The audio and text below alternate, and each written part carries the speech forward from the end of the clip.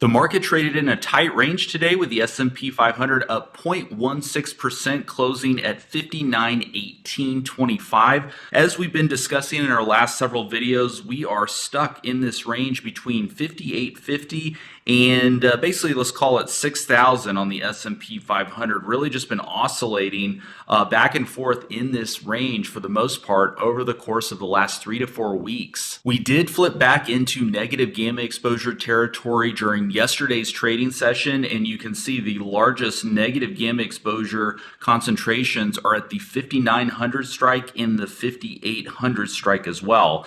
We did bounce though, however, at the beginning of the year, we bounced off of this 5850 level, and we got another bounce today as well off of this 5900 level. And in addition, we saw large volume coming in at higher strike prices. We've been noting this for the last several videos. We've got big volume here at the 5950 strike, nearly 150,000 contracts traded there. And we saw a pickup at the 6,000 strike, a pickup in volume. We hadn't seen that for several trading sessions, over 50,000 contracts traded at the 6,000 strike. So interest is coming back here at some of these higher strikes. So there's a little bit of a congestion going on in this zone. And of course, that makes sense. That's what's been happening for the last several weeks. Thanks, Anthony. One thing that caught my attention with the NASDAQ 100, this is the second day in a row that we've closed below the whole moving average, which is 515.45. And that's not a good look from my methodology. This shows that momentum may be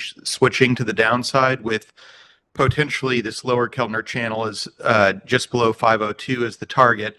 We're about to end the week before OPEX week, and with monthly option expiration coming up a week from Friday, and tomorrow the markets are closed in remembrance of Jimmy Carter. So we have one trading day left this week. I tend to be fairly cautious going into OPEX personally. We may see more games, as I'll call them, around this important resistance support level. The other thing we'll take a quick look at is the VIX. I switched to the 4-hour Keltner settings on the VIX. We almost made it to 20 today, and the upper boundary is 2037.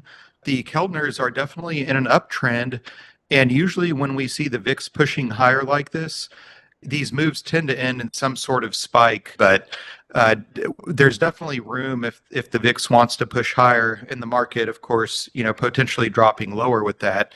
Yeah, good point, Sean. And thanks for bringing up that downside risk potential, particularly on the Qs. And this kind of fits right in with what I wanted to talk about with Meta. We've got earnings coming up on Meta at the end of January. And if we look at the gamma exposure data, it is pointing to potentially higher prices, market participants positioning between the 630 and 650 strikes. But with earnings several weeks out, we could still see further downside in the market. So we have this upside gamma exposure as well as volume coming into the market here at higher strikes. We would be looking at a potential entry here anywhere between the 0 gamma level and potentially up to the 620 level. For a low risk, high reward type of play. These are the type of strategies that we implement in our portfolio, which you can check out in our community Discord. I'll put a link down in the description below. But these asymmetric risk reward setups is what we live for. Basically, we look for strategies in which if our thesis fails, and in this case with Meta, the failure would be to the downside. So if our thesis fails, then we are set up in such a way where our position is not getting hit that hard and we're not taking big losses in our portfolio. However, if our thesis is correct according to the gamma exposure data and the volume that we're seeing here, then our gains from an outsized move would be much, much larger than our potential risk on the position. And that's overall how we try to structure each position that we're adding into our portfolio. Thanks, Anthony. Let's look at AIG, American International Group. Kind of an interesting chart. It has been in a downturn modestly, since November. But today we had this really big wick on the candle, almost reaching that lower Keltner channel, which is at 69.03. We are below the whole moving average. The momentum has been to the negative side. So this is sort of a contrarian play with the upside based on the Keltners being at 73 and then almost 77.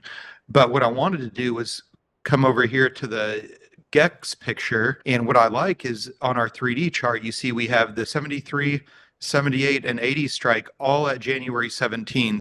What we would probably look at is some sort of an option combination strategy that would have us looking out toward just beyond or maybe at that January 17. But that's very interesting to me. We have all this positive gamma between 73 and 80 concentrated right at that OPEX Friday.